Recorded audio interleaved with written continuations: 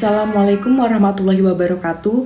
Perkenalkan, nama saya Adelia Dubifa Maharani dari Prodi Administrasi Keuangan dengan NIM 2308031020024. Di sini saya akan mempresentasikan materi dari kelompok-kelompok lain untuk memenuhi tugas bank dan lembaga keuangan non-bank. Yang pertama yaitu pasar uang dan pasar modal. Pengertian pasar uang yaitu pasar uang merupakan tempat bagi sebuah pihak untuk dapat meminjam dana dengan tingkat keuntungan yang ditawarkan kepada pemberi dana.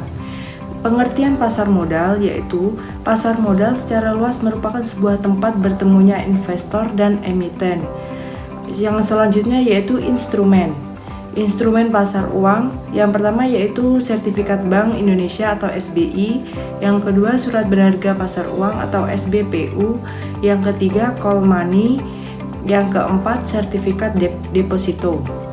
Instrumen pasar modal meliputi yaitu yang pertama saham, yang kedua obligasi, yang ketiga reksadana, dan yang keempat surat berharga derivatif. Yang selanjutnya yaitu fungsi pasar uang dan fungsi pasar modal. Fungsi pasar uang yang pertama yaitu sumber pembiayaan, yang kedua instrumen investasi, yang ketiga partisipasi masyarakat, dan yang keempat menjaga stabilitas ekonomi. Yang selanjutnya yaitu fungsi pasar modal sebagai sarana pemerataan pendapatan, yang kedua sebagai sarana penambah modal usaha, yang ketiga sebagai sarana penciptaan tenaga kerja. Yang selanjutnya yaitu ciri-ciri pasar uang. Yang pertama, pasar uang tidak berhubungan dengan suatu tempat. Yang kedua, tidak terorganisir. Yang ketiga, instrumen jangka pendek. Dan yang keempat, hasil yang rendah dan risiko pasar uang. Ciri-ciri pasar modal, penghubung antara penabung dan investor. Yang kedua, bertransaksi dalam dana jangka panjang. Yang ketiga, memanfaatkan perantara, dan yang keempat, peraturan dan regulasi pemerintah. Perbedaannya yaitu perbedaan pasar uang dan pasar modal. Perbedaan pasar uang dan pasar modal terkait jangka waktu dan kelola. Perbedaan pasar uang dan pasar modal berdasarkan otoritas tertinggi. Dan yang terakhir, perbedaan pasar uang dan pasar modal dari segi risiko. Yang selanjutnya yaitu keuntungan investasi. Keuntungan investasi pasar uang yang pertama yaitu pergerakan nilai stabil, yang kedua tingkat likuiditas tinggi, dan yang ketiga mulai berinvestasi di mana saja.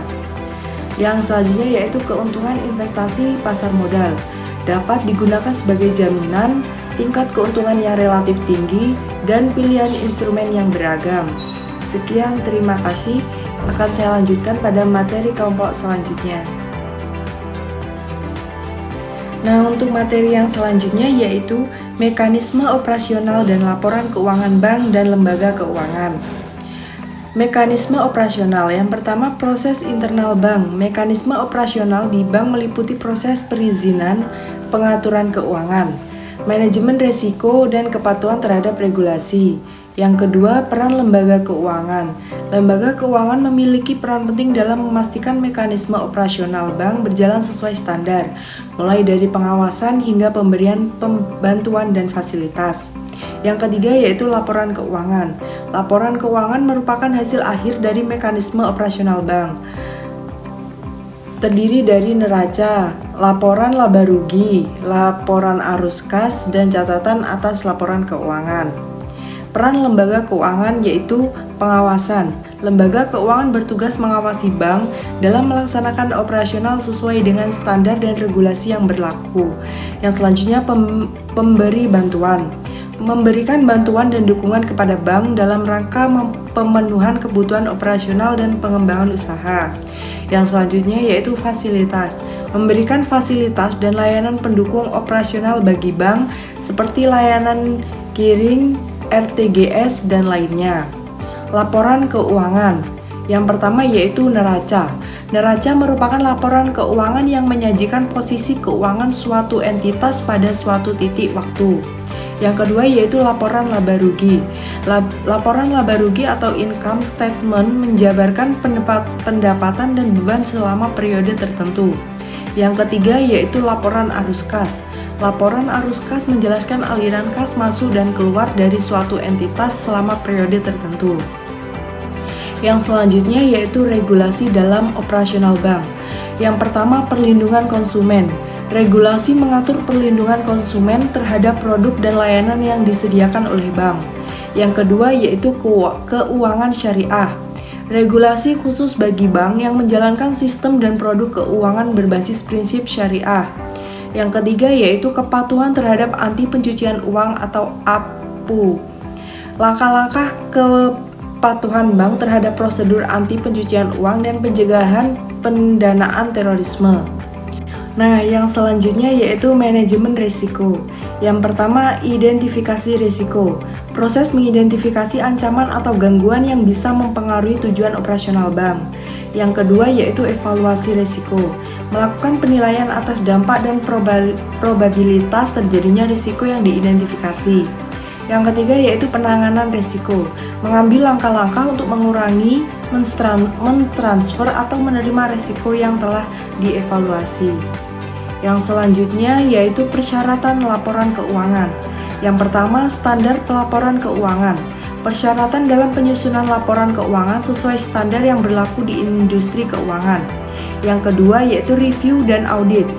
Pelaksanaan proses review dan audit atas laporan keuangan oleh pihak eksternal untuk memastikan keabsahan informasi yang disajikan. Yang ketiga yaitu pengungkapan transparan. Pengungkapan informasi yang transparan dan jelas untuk melaporkan kondisi keuangan secara akurat. Yang selanjutnya yaitu audit internal dan eksternal. Audit internal merupakan proses evaluasi dan pemeriksaan secara menyeluruh terhadap kontrol-kontrol internal bank. Yang selanjutnya yaitu audit eksternal. Pemeriksaan laporan keuangan oleh pihak independen untuk memenuhi persyaratan regulasi dan kebutuhan stakeholders. Sekian presentasi dari saya. Apabila ada kurang kata mohon dimaafkan. Wassalamualaikum warahmatullahi wabarakatuh.